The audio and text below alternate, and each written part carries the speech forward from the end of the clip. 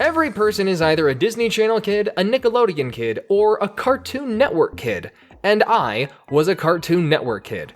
I watched shows like Ed, Edd n Eddy, Courage the Cowardly Dog, Powerpuff Girls, Dexter's Laboratory, Samurai Jack, along with all the other cartoons that fans of the channel look back on fondly. And during the rise of MMORPGs, even Cartoon Network couldn't keep their hands away from the potential profits that could be made with a family-friendly version of World of Warcraft based on their own intellectual property.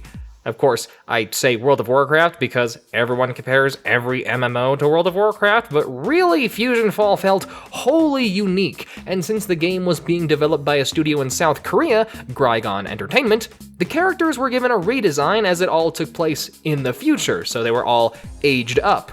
Everyone had an artistic blend of anime and cartoon, so it looked slightly more mature, quote-unquote, for younger fans, but still very kid-friendly, and I loved it. Starting the game and hearing Dexter break the fourth wall as he talked directly to you was mind-blowing to me at the time. It filled my heart with such excitement that's so rare for me to feel nowadays. And for some reason, Computress, the literal computer that Dexter would talk to, became strangely sexy for a robot. But prepubescent confusion aside, the game starts with you being sent into the future by Dexter, only to find out that it's all covered in green ooze monsters from planet Fusion, and they're trying to digest all of Earth. And then, I stopped caring about the story entirely. When I played, all I cared about was seeing the new designs for all of my favorite characters and geeking out over them addressing each other because there was actually voice acting for this, and collecting nanos, which were small chibi versions of the characters that you'd get by beating infected versions of those characters. And since the game was developed in the Unity engine, I could even play it on my crappy Mac when it released. But you could only reach level 4 with a free account before having to pay for a subscription, and I didn't have any money at the time, so I dropped the game immediately. But the game was running smoothly for the people who could afford the subscription. You know, until GRIGON Entertainment went bankrupt. And since Cartoon Network didn't really have any experience in managing an MMO, they were in a bit of a pickle. Players were dropping since an MMO needs constantly updated content, but now no one was developing content. So Cartoon Network made the game free to play to try and get players back. They tried what they could to make updates, but really they ended up changing the things that players liked about the game and angered all of the players.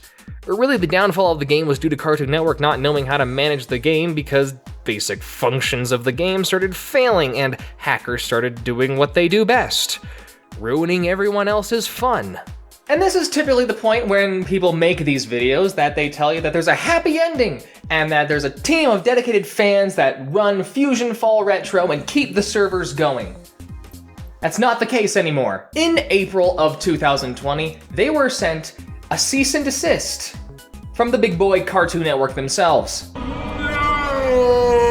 And that's why I'm making this video, because there was a lot of confusion about what happened, how it went down, and several of you asked me to make this video. And so I plan to explain how it went down, what happened, and what you should really know about all the avenues of how this went down. The story that everyone's been throwing around is that there was a player, whom I won't mention because I'm sure you guys will attack him and I'm not having any of that. Basically, this guy emailed Cartoon Network and made false claims about the developers.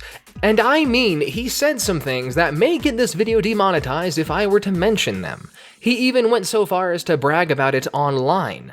The supposed reason he did this was because he felt that the developers weren't putting enough effort into the game, and that updates were too slow, and how the developers should release the files for the game so that anyone could run their own server and develop the game themselves.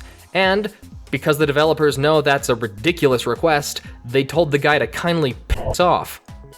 And there's some people who share that player's sentiment. There were some, not a lot, but some players who felt like the developers weren't doing a good enough job. Here's the kicker though. I tried to contact this guy, and he straight up isn't talking to anyone. I couldn't even send a friend request. But I did get to talk to some developers, specifically Lunar Seastar, who worked as an artist on the team making Armor, Enemies, and more, and she explained, "Just so you know, this is gonna be a lot of, screenshots of conversations, which isn't really visually interesting, so I'm gonna sprinkle in some footage and some game designs that they made so that, it's a bit more visually interesting." And she explained that none of them were even getting paid. The team behind the fan server were typically fans who were either in high school or college. The reason none of them were being paid wasn't because of any malicious people taking advantage of them, but it was to try to avoid legal issues. The problem is that they weren't allowed to make money off the game because they didn't actually own the intellectual property. It's all Cartoon Network's. So to try and swerve around the legal issues, they just couldn't make a profit. And the only thing they could really do was make enough money in order to pay for the servers. And because everything that they were making was coming from their own personal time, a lot of the updates weren't coming out as fast as some of the fans would prefer. And this is an important aspect of it all. A lot of fans assumed that the team had the blessing of Cartoon Network to run the game, when that wasn't the case. They asked for permission, but they never got a reply. Finally, the team was working on 2 games. They had a FusionFall Retro, which was the original game, but also FusionFall Legacy, which was supposed to be a reimagining of FusionFall. They wanted to both preserve the original game while also improving on it without destroying it, and FusionFall Retro was apparently difficult to implement new items or events without a lot of work, and even then they still put in the effort to have seasonal updates. Now, the guy who sent Cartoon Network those nasty emails would want you to believe that he single-handedly took down the FusionFall servers by himself. However, there's actually no evidence that he even emailed them. I can't find the emails. He just kind of told everyone that he did. And that's probably because he most likely isn't the actual reason why the servers were shut down.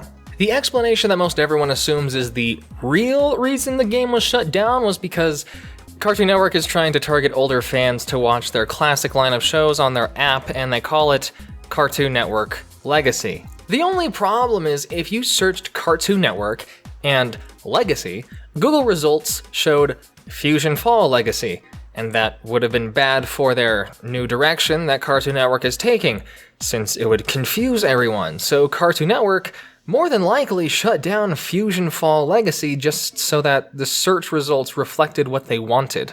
Which is completely in their right to do so. I mean, the entire FusionFall Legacy and FusionFall Retro was always in a legal gray zone. And the team knew that the whole time. That's why they took the precaution of not profiting off of the game. And even if you are angry at Cartoon Network for sending them a cease and desist, there's really nowhere you can throw your anger toward. Cartoon Network gets to choose what happens with their intellectual property. FusionFall being shut down was always a possibility. There was always a possibility that FusionFall Retro and FusionFall Legacy would have been shut down. There could be a whole multitude of business-related reasons as to why they decided to shut it down now. If anything, I think we should be happy that it lasted as long as it did. I mean, it lasted a while. The whole situation is pretty crappy, I'm not gonna lie. However, the positive side is that the people who were working on the FusionFall fan servers got a lot of experience from this, especially from game development and managing a game, which they wouldn't have gotten otherwise without this project in the first place. And I'm sure you'll find somewhere someone made a petition to bring back the servers and have Cartoon Network repeal their cease and desist. If you do find it, don't post it in the comments. I have to delete links to outside sources because of YouTube algorithm stuff. It's not because I hate petitions. It's because I have to, I'm sorry. So with the whole situation cleared up, I want to thank Prizified for letting me use the footage of his playthrough of FusionFall because there was literally no footage that I could get other than someone else's. And a special thank you to Lunar Sea Star for explaining the whole situation to me and being able to have a dialogue with me so that I could fully wrap my head around the situation and clear up some of the confusion that the community was having. A link to Prizified's playthrough and Lunar Sea Star's Twitter account is in the description below if you want to go follow them as a special thank you from all of us to them. I hope you enjoyed this video. Stay beautiful and keep playing. It's not really all that appropriate to say anymore. You literally can't play the game anymore. Well, it's still my outro. I'm gonna say it.